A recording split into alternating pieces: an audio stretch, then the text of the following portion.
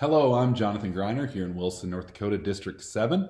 I'm running for school board on April 19th, 2022 at the Williston Arc. I have another video that kind of explains a little about my basic vision and goals for here on being on the school board. But before I get into that again, I just wanted to focus very quickly on kind of the paradigm that we see here in the district, and not just in the district, but nationwide for the school board. And then also what my vision is and how we can change that. So I've created this diagram here of kind of the current situation that we find ourselves in as a school board and as a district as it relates to the entirety of education at both the state and the federal level. So you have the federal level, they're kind of on top, and then you have the state level who listens to them. You have the school board that kind of has a quasi relationship where they give us some directives, and then we're in charge of the superintendent, the principal, the teachers, and then ultimately the students that are in our district.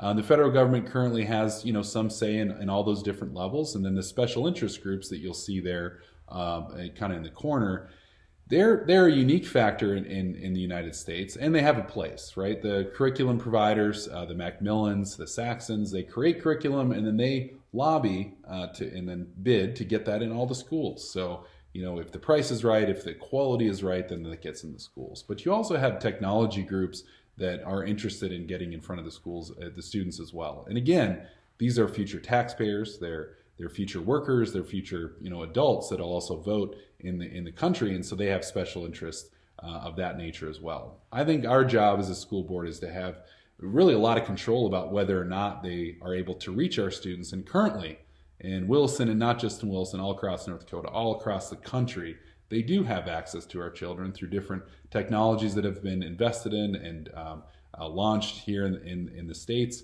And it's kind of a challenge. So you see the different gradient levels I have there, special interest being in red. They have influence all the way through, you'll see down there, to the students. And ultimately, I think that they're trying to weaken the school board a little bit so that they have more access to the students and the teachers and the principal and the superintendent, and the school board's kind of pushed out of that relationship so that we don't have as much power. Also, the federal level has certain initiatives that they want to push through, and the state level has certain initiatives that they want to put through. None of those things are bad.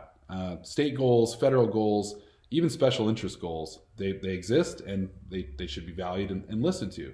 But ultimately, as an elected official in the school board, we should have the say of what reaches our kids and what doesn't reach our kids.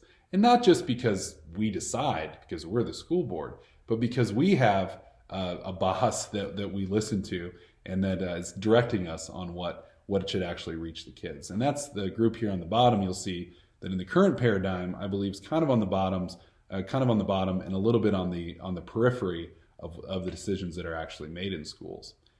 This is my vision for the school board.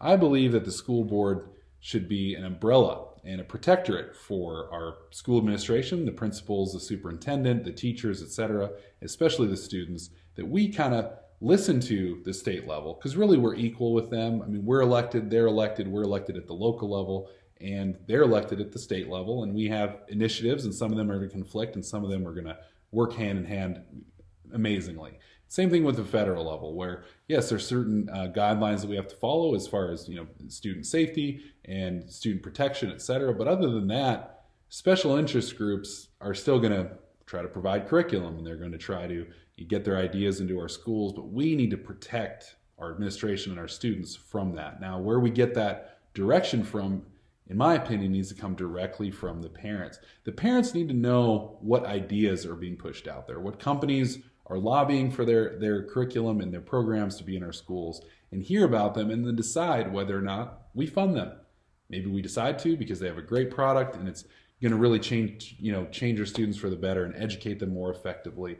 But candidly, the new shiny things out there aren't always the most effective, and these scores here kind of prove that. Our local students are not scoring in the top 5% or 10% or 15% of the state. In fact, the majority of our public schools are in the bottom 10, another group in the bottom 5, and then some in the bottom 2 of the state. Now, science, math, and English are my focus. And a lot of things go with those, career and technical education, CTE, 100% in the science category. Libraries, 100% in the English category. Robotics and exciting things like that, all fall in that grouping. And again, for that, parents should really be the deciding factor on what we bring in our schools, what we spend our money on for curriculum, and what ultimately reaches our children.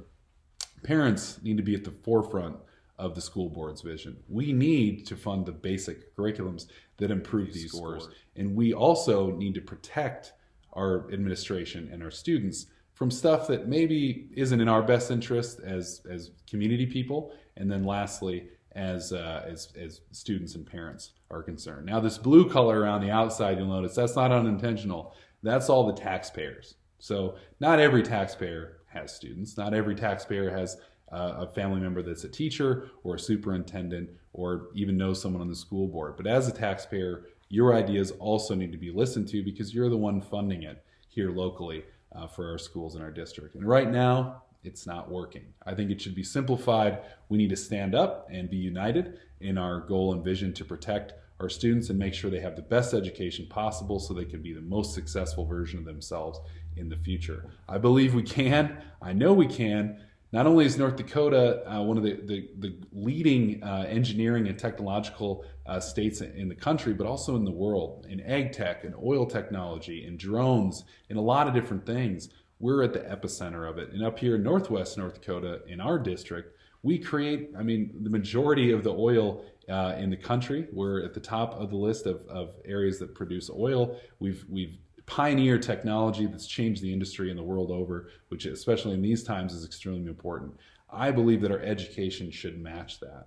And so before Williston accepts any more awards or any more money for things, or even the school board gets money for a stipend, I think that these things need to be fixed before we really get too excited about our future as a city and a state. Our children do need to come first, and they're more important than the money we may or may not get for listening to the special interest group. So vote for me, April 19th, 2022, there at the Williston Arc. I hope to see you. I'm excited about joining the team on the school board and hopefully working on some of these numbers to make sure that we're at the top of our class. Thank you.